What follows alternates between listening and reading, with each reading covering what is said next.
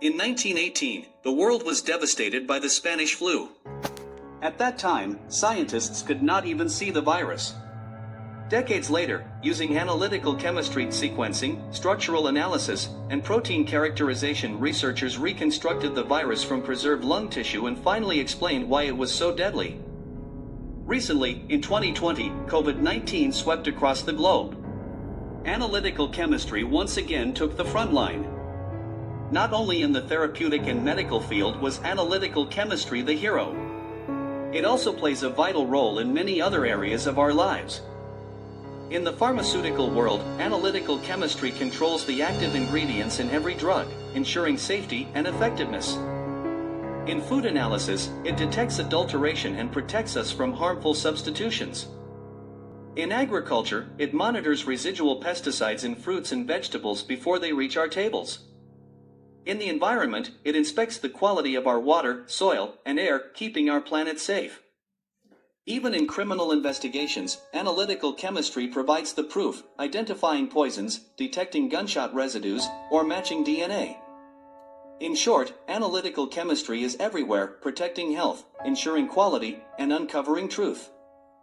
This introduction is the entrance to our journey into chromatographic analysis, one of the most powerful tools of analytical chemistry. Why do we use chromatography? Let's start simple. If we have a single, pure substance, life is easy. If it's an acid, we can titrate it with a base. If it's a base, we titrate it with an acid. And if it's neutral, we can measure it using spectrophotometry, depending on its light activity, whether visible, UV, or infrared. Now, what if we have two substances? If each has its own distinct wavelength that doesn't overlap, we can still use spectroscopy. But when their signals interfere or overlap, we face a challenge, and that's when we need separation techniques. Traditional separation methods, like using a separating funnel, can work if the substances dissolve differently, one in a polar solvent and the other in a nonpolar one. However, such methods are time-consuming, use large amounts of solvents, and are practical only for simple mixtures. But what if we deal with a complex mixture, containing many components, where the target compound exists in trace amounts within a tangled system? That's where chromatography becomes indispensable.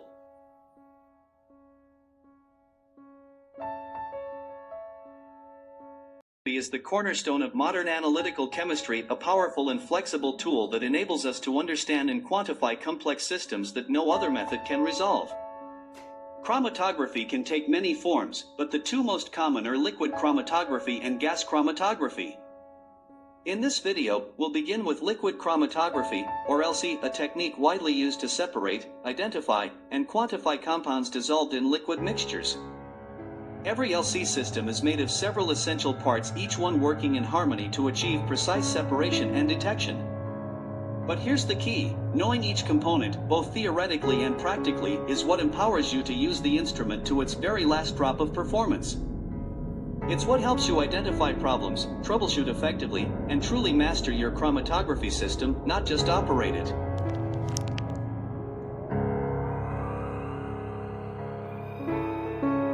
The first component is the mobile phase, the liquid that carries the sample through the system.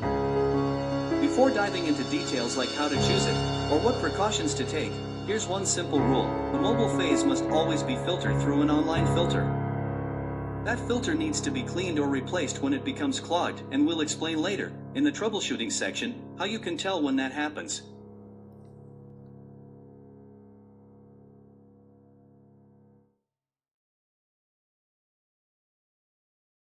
Now, another small but powerful component plays a crucial role in keeping the system stable: the online degasser.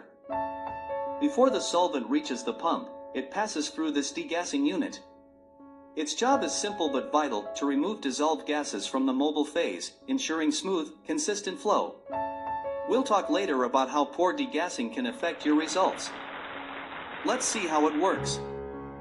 Film frames. The mobile phase enters the degasser unit through fine Teflon tubing placed inside a vacuum chamber. Inside this chamber, a vacuum pump creates low pressure around the tubing.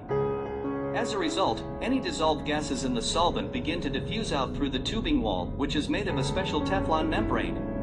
This membrane is gas permeable but liquid tight, meaning it allows gases like oxygen or nitrogen to escape, while keeping the solvent perfectly contained. The vacuum pump then continuously removes these gases, leaving behind a clean, bubble-free solvent ready to enter the pump and deliver precise, stable flow.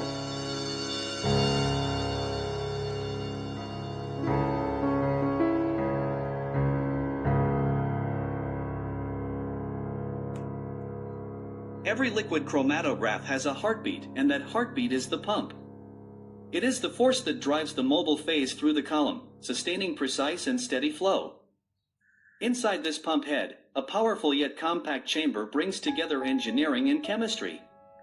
It houses the piston chamber, the inlet and outlet check valves, and a network of seals, O-rings, and backup washers, all working in harmony to maintain flow stability and prevent the slightest leakage. Now, let's focus on the true gatekeepers of this system, the check valves. Each one is like a one-way door for the solvent. Inside its metal body, a ball moves freely, resting on a seat. When pressure pushes forward, the ball lifts, allowing solvent to pass.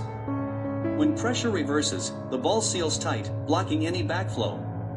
Some designs even include a spring, ensuring faster closure and better stability. The inlet check valve allows solvent to enter from the degasser or reservoir. The outlet check valve pushes that solvent toward the column. Together, they maintain a flawless one-directional flow, the essential rhythm of every chromatographic run. Later, in the troubleshooting section, we'll explore how filtration and degassing directly influence the performance of these valves, how air bubbles, particulates, or poorly prepared solvents can disturb this delicate balance, leading to flow instability or pressure fluctuations.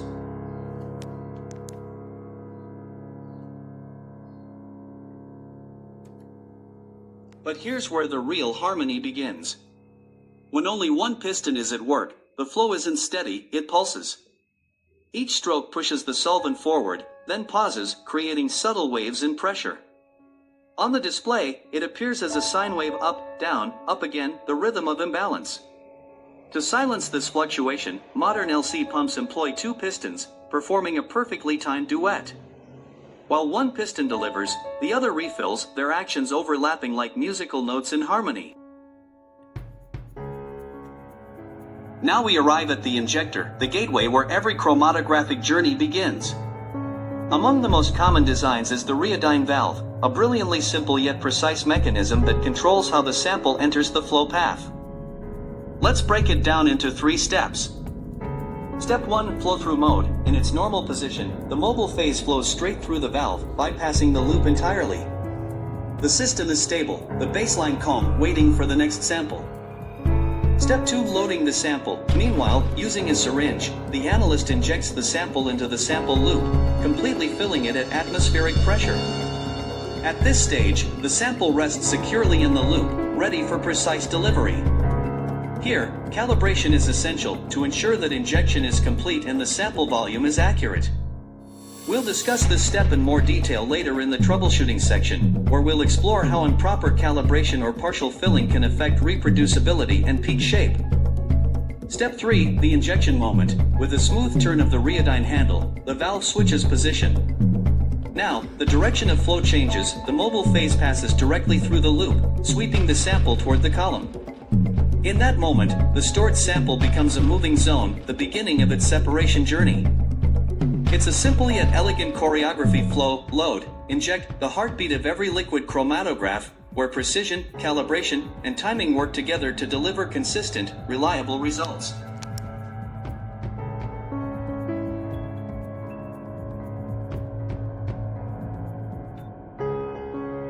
And now, the heart of separation, the column. To understand what truly happens inside, let's start with a simple example. Imagine a mixture of sand and iron powder. To separate them, we must find a property that distinguishes one from the other. Iron is magnetic, sand is not. By using a magnet, we can easily pull the iron away, leaving the sand behind. Chromatography works on the same principle. Each compound in a mixture has its own unique property, whether it's polarity, solubility, molecular mass, or spatial structure, and it's these differences that allow us to separate them. The column is the stage where this entire drama unfolds. It's a housing tube, most often made from stainless steel. But in ion chromatography, the mobile phase is usually an aqueous buffer, which can slowly corrode stainless steel over time.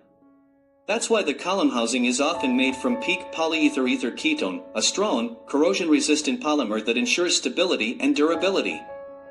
Inside this tube lies the stationary phase, a tightly packed bed of solid particles, usually made of silica, CO2, or silicon dioxide. These silica particles may be regular or spherical in shape, and they have a defined diameter and pore size. These structural features determine the type of chromatography we use and guide the choice of mobile phase that best complements it. Later in this series, we'll dive deeper, we'll learn how to read a column, what information you must know before using it, and what precautions to take for each column type to extend its life and maintain peak performance. But for now, let's take a closer look at the silent architect within the silica, and how its surface chemistry shapes every separation.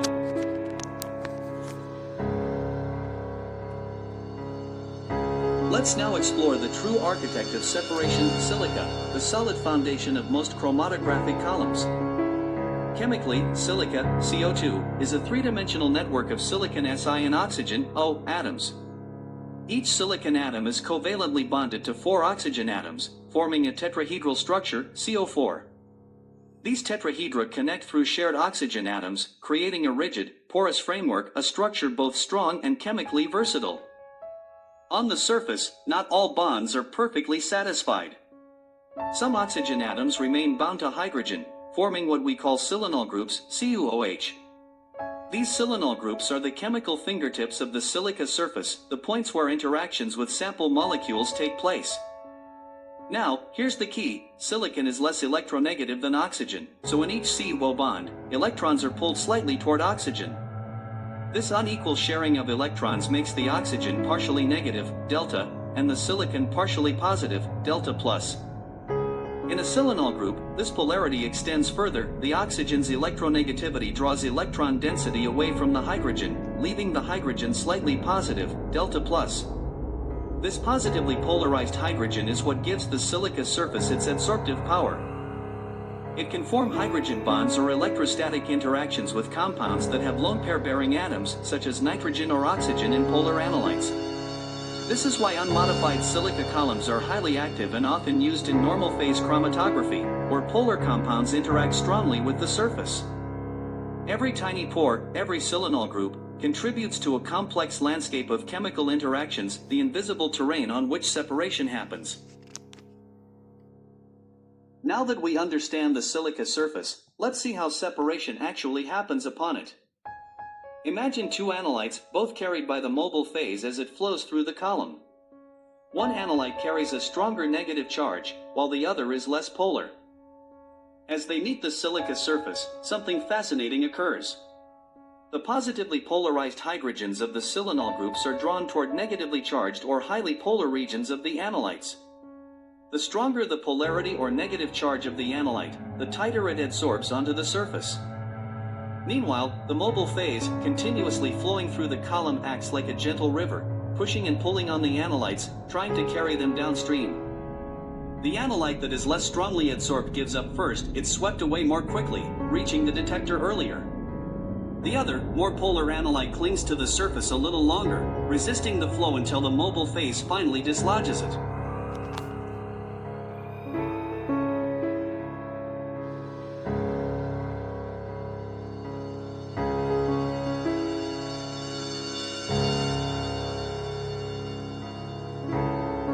In this system, the stationary phase is polar, while the mobile phase is nonpolar, setting up a perfect contrast that drives separation. This setup is known as normal phase chromatography, also called adsorption chromatography, because separation depends on how strongly analytes are adsorbed onto the surface. It's sometimes referred to as solid-liquid chromatography, since the stationary phase is a solid, silica, and the mobile phase is a liquid flowing through it.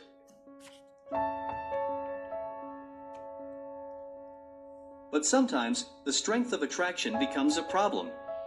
In normal phase chromatography, the silica surface is highly polar, carrying partial positive sites on its silanol groups.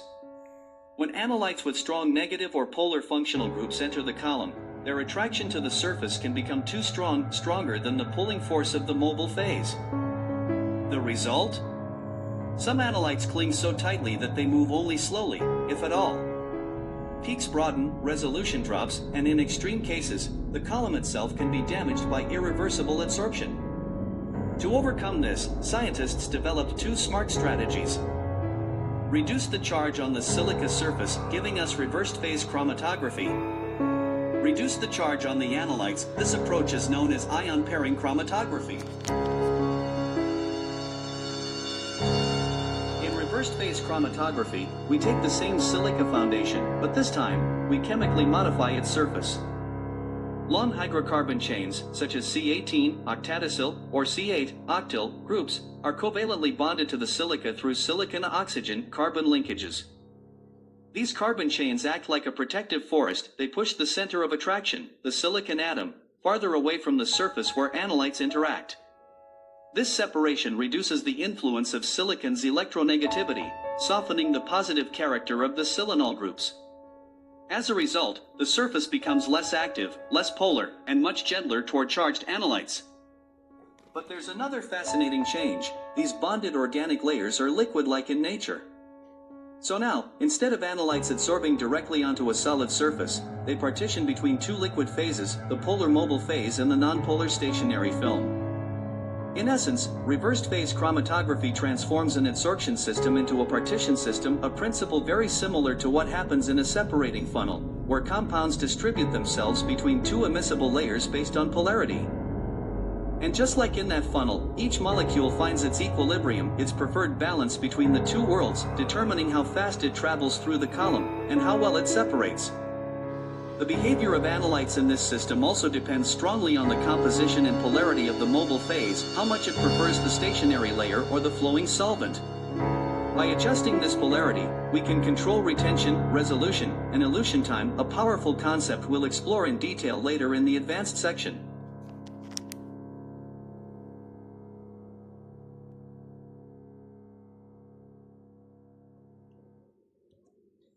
Now, let's talk about ion pairing chromatography. It's a technique used when analytes are too polar or charged to be retained effectively in a reversed phase column. The idea is simple: we add an ion pair reagent to the mobile phase. This reagent carries a charge opposite to that of the analyte, forming a temporary neutral or less polar ion pair.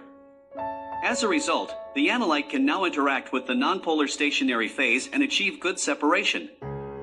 There are two main types. Anionic pairing, where a positively charged reagent binds to a negatively charged analyte. Cationic pairing, where a negatively charged reagent binds to a positively charged analyte. The key point is that ion pairing modifies both the analyte and the stationary phase surface. The reagent can adsorb slightly onto the column, changing its behavior. Because of that, ion pair chromatography should always be performed on a reversed phase column, not a normal phase one. However, some precautions must be taken. Use high purity reagents, maintain a stable pH, and flush the column thoroughly after use. Otherwise, residual ion pair reagents may alter retention or damage the column. We'll explore the optimization of ion pair reagents and mobile phase composition later in the advanced section. And that brings us to the end of this chapter. We began our journey by exploring the main components of the HPLC system, the mobile phase, its degassing, the precision of dual pumps working in harmony, and the injector, where every microliter counts. Then, we reached the heart of separation, the column. We learned how separation is guided by differences in chemical and physical properties, just like sand and iron can be separated by a magnet. We saw how silica forms the foundation of the stationary phase, polar, powerful, and full of attraction. How normal phase chromatography depends on adsorption, and how modifying silica with long carbon chains gives rise to reversed phase chromatography, where the surface becomes less polar, smoother, and more selective. We also uncovered ion pairing chromatography, a smart solution for charged analytes, balancing interactions, improving recovery, and keeping the column safe from irreversible adsorption. So, in this video, we've walked through the entire flow, from solvent to system, from sample to separation. In the next part, we'll move further to discover the other great families of chromatography: ion exchange, size exclusion, and affinity chromatography, each with its own unique principle and scientific charm. The journey through separation science continues, and the picture is only getting clearer.